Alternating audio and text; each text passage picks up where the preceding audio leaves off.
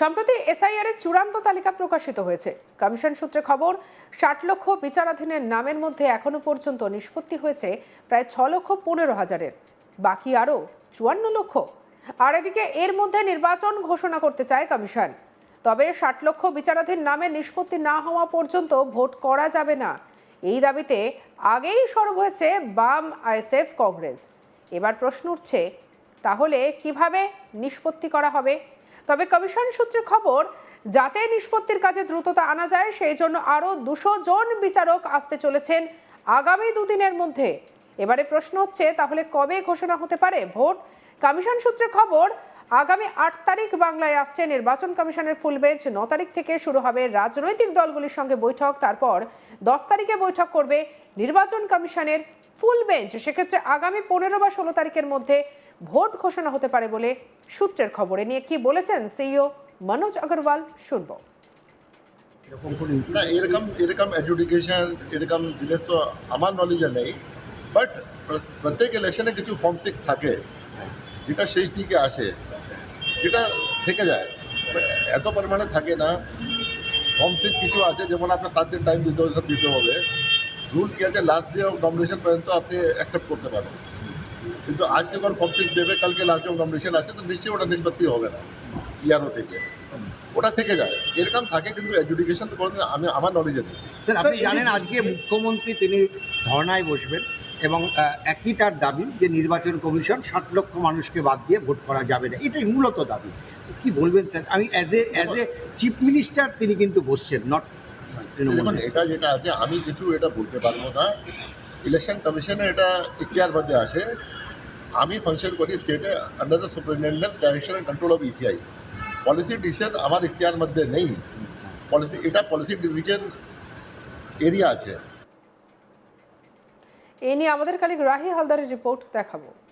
গত 28শে ফেব্রুয়ারি এসআইআর প্রক্রিয়ার যে চূড়ান্ত তালিকা, সেই তালিকা কিন্তু বেরিয়েছে এবং সেই চূড়ান্ত তালিকা যেটা দেখা গেছে যে প্রায় 7,08,00,000 মানুষের নাম, সেই নামকে নথিভুক্তকরণ করা হয়েছে সেই চূড়ান্ত তালিকার মধ্যে।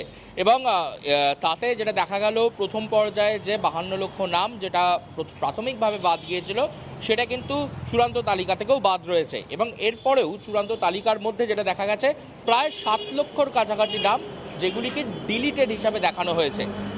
এবং এই যে ডিলিটেড পরে, এরপরেও আন্ডার অ্যাডজুডিকেশন বা অ্যাডজুডিকেশনের আওতায় রয়েছে কিন্তু আরও 60 লক্ষ মানুষের নাম।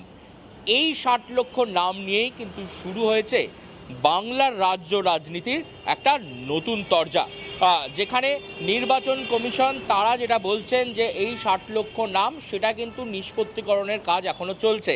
28 তারিখ থেকে আজ হলো 6 তারিখ, অর্থাৎ 6 দিন অতিক্রান্ত হয়ে গেছে গোটা ঘটনার। এবং এর মধ্যে এখনও পর্যন্ত সেই 60 লক্ষর মধ্যে মাত্র 6,15,000 অর্থাৎ 10% নাম, সেটা শুধুমাত্র এখনো পর্যন্ত নিষ্পত্তি করা হয়েছে। এর পরবর্তীতে এখনো নিষ্পত্তিকরণের যে কাজ, সেই কাজ কিন্তু চলছে। এই নিয়েই কিন্তু একদিকে সিপিএম, অন্যদিকে আইএসএফ, কংগ্রেস সহ রাজ্যের শাসক দল অর্থাৎ তৃণমূল কংগ্রেস, তারাও কিন্তু এই নিয়ে একেবারে সুর চড়াতে শুরু করেছেন, সুর সপ্তমী করেছেন বলা চলে। কারণ এই যে নির্বাচন কমিশন তাদের যে প্রক্রিয়া, সেই প্রক্রিয়াকরণের যে ধীর গতি চলেছে, তা নিয়ে কিন্তু বিভিন্ন ওয়াকিবহল মহল বারবার প্রশ্ন তুলছে। যদি ভোট ঘোষণা এবং পরে মনোনয়নপত্র জমা দেওয়ার আগে পর্যন্ত এই শুনানি প্রক্রিয়া না শেষ হয়, তাহলে কিন্তু এই মানুষগুলি, তাহলে কি তারা ভোট দান থেকে বিরত থেকে যাবে? এই প্রশ্ন কিন্তু তুলছে যেমন রাজ্যের বিভিন্ন রাজনৈতিক দলগুলি, তেমনই প্রশ্ন তুলছে কিন্তু রাজ্যের শাসক দল তৃণমূল কংগ্রেসও। যেটা জানা যাচ্ছে যে আগামী 8 তারিখ নির্বাচন কমিশনের ফুল বেঞ্চ তারা কলকাতায় আসবে। 9 তারিখ রাতে তারা এখানে এসে পৌঁছাবে। 9 তারিখ তারা কিন্তু একটি বৈঠক করবে বিভিন্ন রাজনৈতিক দলগুলিকে নিয়ে এবং পরবর্তীতে 10 তারিখ তারা নির্বাচন কমিশন আভ্যন্তরীণ ফুল বেঞ্চের একটি বৈঠক চালাবে। তারপরে যেটা সূত্র মারফত জানা যাচ্ছে যে আগামী 15 থেকে 16 তারিখের মধ্যে কিন্তু যে নির্বাচনের যে ডেট, সেই ডেটও কিন্তু ঘোষণা করে দেবে ইসিআই অর্থাৎ জ্ঞানেশ কুমারের ফুল বেঞ্চ তারা আসার পরেই। এবং এই ঘটনার মধ্যেই কিন্তু শাসক দল থেকে শুরু করে বিভিন্ন রাজনৈতিক দল তারা নির্বাচন কমিশনের উপরে ক্রমশই চাপ তৈরি করছে। কারণ এই যে অ্যাডজুডিকেশনের আওতায় যে নামগুলি রয়েছে, সেই নামগুলির ভবিষ্যৎ কী হবে, এই নিয়ে কিন্তু প্রশ্ন থেকে যাচ্ছে। কারণ এখনো পর্যন্ত 250 জন বিচার বিভাগীয় কর্তারা অর্থাৎ যারা জুডিশিয়াল অফিসার্স সুপ্রিম কোর্টের নির্দেশে যাদেরকে নিয়োগ করা হয়েছিল তারা কিন্তু তাদের কাজ যারা চালাচ্ছেন সেই কাজের গতি নিয়ে কিন্তু বিভিন্ন প্রশ্ন তুলছে রাজনৈতিক মহল। তারা বলছে যে এতদিনে সবে মাত্র 10% কাজ হয়েছে, তাহলে সম্পূর্ণ 60 লক্ষ তালিকা যে নাম রয়েছে সেই নামের যে শুনানিকরণ সেটা শেষ করতে কত সময় লাগবে এই নিয়ে যেমন প্রশ্ন তুলছে তারা।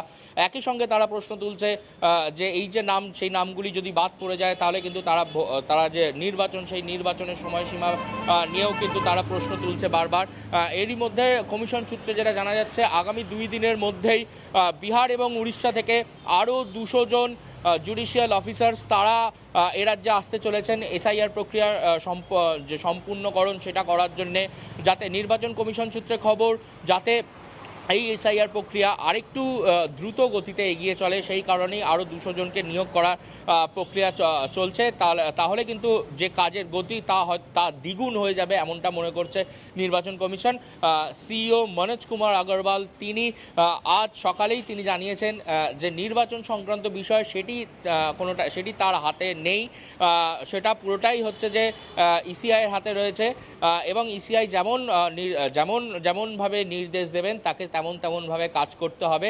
একই সঙ্গে তিনি আরও জানিয়েছেন ফর্ম 6 জমা দিয়ে অনেক ক্ষেত্রে যেটা দেখা গেছে যে এই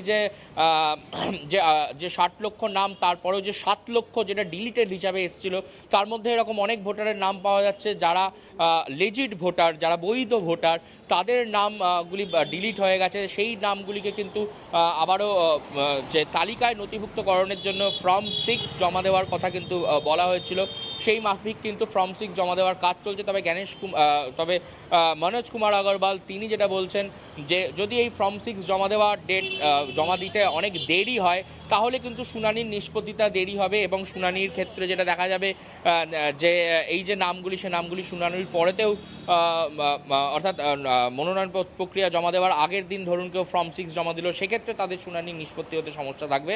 তবে কমিশন আশাবাদী যে তারা এই যে শুনানি প্রক্রিয়া যে কাজ রয়েছে যে বিচার বিভাগীয় যারা কর্তারা রয়েছেন তারা যে নামগুলিকে স্ক্রুটিনি করছেন যে 60 লক্ষ নাম সেই কাজ কিন্তু তারা খুবই শীঘ্রই তারা সম্পন্ন করবেন। সেই কারণে আরও 200 জন অর্থাৎ আগে ছিল 250 জন, এখন আবার নতুন করে আসছে 200 জন, মোট 400 প্রায় 450 জনের একটি দল তারা কিন্তু এই প্রক্রিয়ার মধ্যে অংশগ্রহণ করছে এবং গতকালই কিন্তু কমিশনের তরফ থেকে একটি বিশেষ মিটিং করা হয়েছিল।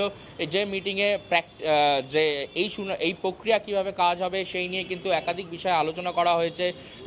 একাধিক বিষয়ে জানানো হয়েছে হচ্ছে যে জুডিশিয়াল অফিসারদেরকে তারা কোন পদ্ধতিতে কাজ করবেন, এই সব বিষয়গুলি আলোচনা হয়েছে। আগামী দিনে আরও 200 জন আসছেন।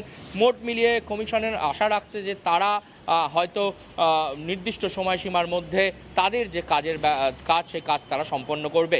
কিন্তু এই নিয়ে কিন্তু প্রশ্নের অবকাশ থেকেই যাচ্ছে, কারণ সমস্ত রাজনৈতিক দলগুলি তারা একেবারে স্পষ্টতই কমিশনের দিকে সুর চড়িয়ে রেখেছে। তারা বলছে যে যদি এই 60 লক্ষ অ্যাডজুডিকেশনের মধ্যে যারা রয়েছে তাদের অ্যাডজুডিকেশন সম্পন্ন না হয়, তাদের যদি বিচারাধীন প্রক্রিয়ার মধ্যে থাকে তাহলে কিন্তু সেটা নির্বাচনের ক্ষেত্রে একটা বলা চলে পারে একটা কালো দিক হয়ে উঠবে, এমনটা বলছে কিন্তু বিভিন্ন রাজনৈতিক দলগুলিও। কারণ বৈধ ভোটার তাদের ভোট দেওয়ার অধিকার রয়েছে, তারা যদি ভোট দেওয়ার অধিকার থেকে বঞ্চিত হয় তাহলে সেটা নির্বাচন কমিশনের কিছু ক্ষেত্রে দাঁড়িয়েও দেখা গেলে তাদেরকে ব্যাকফুটে ঠেলছে, এমনটা কিন্তু মনে করছে বিভিন্ন রাজনৈতিক মহল। সঙ্গে রাখুন আজ তাক বাংলাকে, লাইক কমেন্ট শেয়ার সাবস্ক্রাইব করতে ভুলবেন না।